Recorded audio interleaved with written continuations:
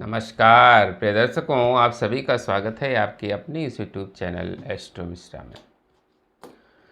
दर्शकों, मीन राशि में चतुर्ग्रही योग बन चुका है। अभी कल के वीडियो में हमने ये चर्चा की थी कि मीन राशि में चतुर्ग्रही योग का निर्माण हो चुका है।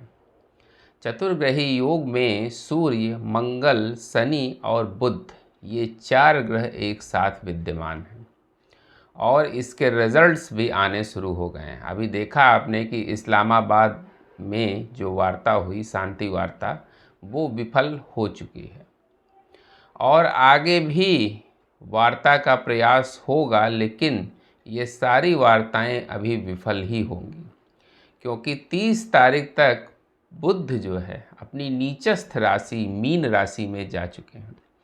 और मीन राशि में जब बुध रहेंगे तो चूँकि बुध जो है वो कम्युनिकेशन के कारक हैं, जब वही डिस्टर्ब रहेंगे तो कहाँ से जो है वार्ता सफल होगी, वो वार्ता विफल रहेगी ही रहेगी। तो इस समय जो है कोई भी शांति प्रस्ताव सफल नहीं होने पाएगा। दूसरा कॉम्बिनेशन इस समय ये काम कर रहा है कि हमने जो चर्चा की थी, जो सबसे ज़्यादा प्रोमिनेंट कॉम्बिनेशन है वो है शनि और मंगल का। शनि और मंगल जो है इस समय काफ़ी क्लोज हो गए हैं और ये लगभग 25 तारीख तक रहेंगे, जिसकी वजह से आप इस समय देखेंगे कि आतंकी घटनाएं, विस्फोट की घटनाएं, युद्ध की परिस्थितियां अचानक फिर से भड़क सकती हैं। और अब जो युद्ध होंगे वो समुद्री इलाकों में होंगे, स्टेट ऑफ हॉर्मुज या और कहीं किसी समुद्री इलाके में जो है युद्ध होगा। कारण ये है कि मीन राशि में शनि और मंगल एक साथ विद्यमान हैं। हमने पहले भी चर्चा की है कि ये मीन राशि में जो दोनों ग्रह विद्यमान हैं, इसकी वजह से ये होगा कि समुद्री इलाकों में वहाँ पर कोई बारूदी विस्फोट या कोई आग लगने की घटनाएं इस तरह की यहाँ या उस एरिए को कैप्चर कर लिया जाए, ऐसी स्थितियों का जन्म जो है वो इधर बीच होगा। क्योंकि ये जो टाइम पीरियड है, बाकी बचा हुआ अप्रैल का समय, ये बड़ा टिपिकल दिखाई दे रहा है। और जो ये चतुर्ग्रही योग बना है, ये 14 तारीख को भंग भी हो जाएगा। 14 तारीख को सूर्य का यहाँ से राशि परिवर्तन हो जाएगा। अभी जो सूर्य मीन राशि में विद्यमान हैं पिछले 1 महीने से, अब सूर्य जो है यहाँ से निकलकर अपनी उच्चतम राशि मेष राशि में चले जाएंगे। मेष राशि में जैसा कि आप जानते हैं कि सूर्य उच्च के हो जाते हैं और सूर्य हमारी आत्मा के कारक हैं, राजा के कारक हैं। तो जब सूर्य उच्च के होंगे तो इधर बीच आप देखेंगे कि गर्मियाँ बहुत ज़्यादा बढ़ेंगी। जब सूर्य की पावर बढ़ती है तो गर्मी जो है वो प्रचंड रूप से पड़ेगी और साथ ही साथ राजनैतिक तापमान भी बढ़ेगा। यानी सत्ताधारी जो दल हैं, जो हमारे राजा हैं, राष्ट्राध्यक्ष हैं, उनके जो डिसीजंस होंगे वो भी बड़े इम्पैक्टफुल होंगे। इस समय कुछ ऐसे डिसीजंस आएंगे जिनसे जनता को परेशानी का सामना करना पड़ सकता है। तो सूर्य के इस परिवर्तन से राजनीतिक हलचल बढ़ सकती है। युद्ध की जो स्थितियां हैं वो अचानक भड़क सकती हैं, क्योंकि एक तरफ तो सूर्य उच्च के होंगे, सूर्य जो है वो फायर के एलिमेंट है ना, तो फायर एक तरफ तो ये बढ़ेगा, दूसरी तरफ जो है शनि और मंगल का जो विस्फोटक योग बना हुआ है वो भी काम करेगा। और इधर बुध तो नीच के हैं ही, जहाँ बुद्धि ठीक ढंग से काम नहीं करेगी। आपकी डिसीजन मेकिंग कैपेसिटी इस समय काफ़ी कमज़ोर रहेगी। तो ये जो टाइम है 30 तारीख तक का, वो बड़ा चैलेंजिंग है तो 25 तक का ज़्यादा चैलेंजिंग, लेकिन पूरा आप 30 तक समझ लीजिए, क्योंकि बुध जो है वो 30 अप्रैल के बाद जो है वो मीन राशि से निकल जाएंगे। तो ये जो टिपिकल टाइम है जिसमें त्रिग्रही योग 30 अप्रैल तक अभी चलेगा और सूर्य अपनी उच्च राशि में रहेंगे। भारत में भी ऐसी परिस्थितियों का जन्म हो सकता है, युद्ध कारक परिस्थितियों का, या पड़ोसी देशों से कोई कंट्राडिक्शन क्रिएट हो सकती है, क्योंकि भारतवर्ष कि मंगल की महादशा चल रही है और मंगल की महादशा में राहु का अंतर शुरू हो चुका है।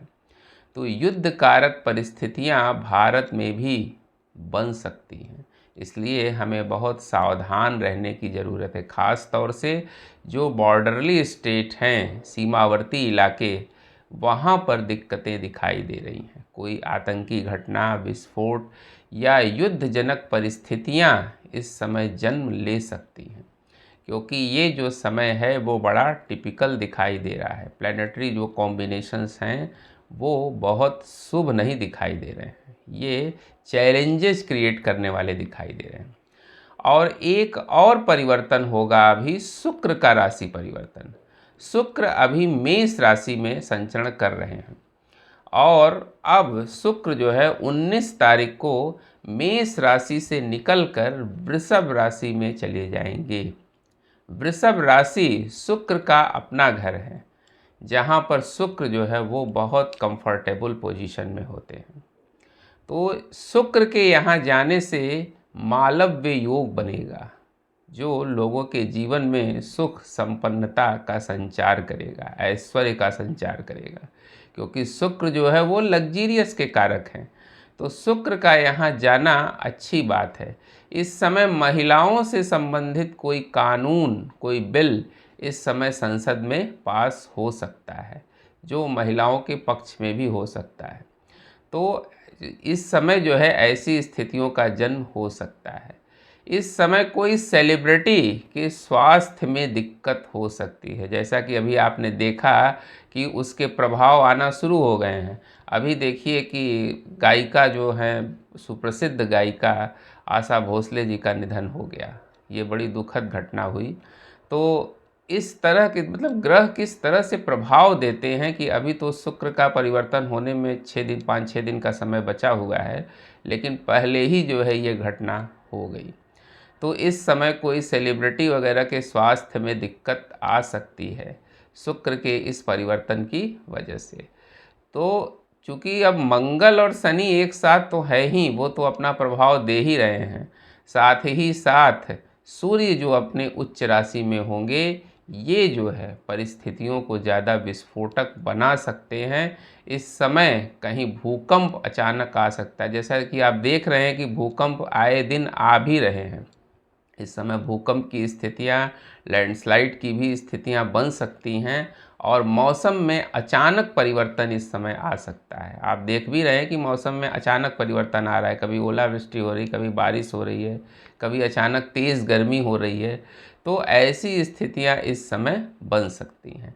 एक्सीडेंट्स की घटनाएं भी इस समय बहुत ज़्यादा होंगी, तो इसलिए आप गाड़ी चलाते हैं तो बहुत सावधानी से गाड़ी चलाइएगा, क्योंकि जो है इस समय जो ये टाइम है ये बड़ा टिपिकल दिखाई दे रहा है। इस समय शनि और मंगल का जो कॉम्बिनेशन बना हुआ है, इसकी वजह से इस समय दुर्घटनाओं के योग बनेंगे। अभी आपने वृंदावन में देखा कि एक मोटर बोट जो है वो पलट गई और उसमें कितने लोग चले गए।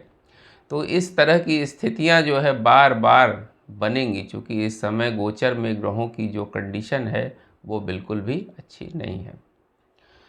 तो ये हमारी चर्चा थी सूर्य के राशि परिवर्तन के बारे में। हम इस पर डिटेल्ड वीडियो बनाएंगे कि इसका राशियों पर क्या प्रभाव पड़ेगा, हमारे आपके व्यक्तिगत जीवन पर इसका क्या प्रभाव पड़ेगा। उम्मीद करते हैं दर्शकों हमारा वीडियो आपको ज़रूर पसंद आया होगा। मिलते हैं आपसे अगले वीडियो में किसी नए विषय के साथ, तब तक के लिए हमें आज्ञा दीजिए। नमस्कार।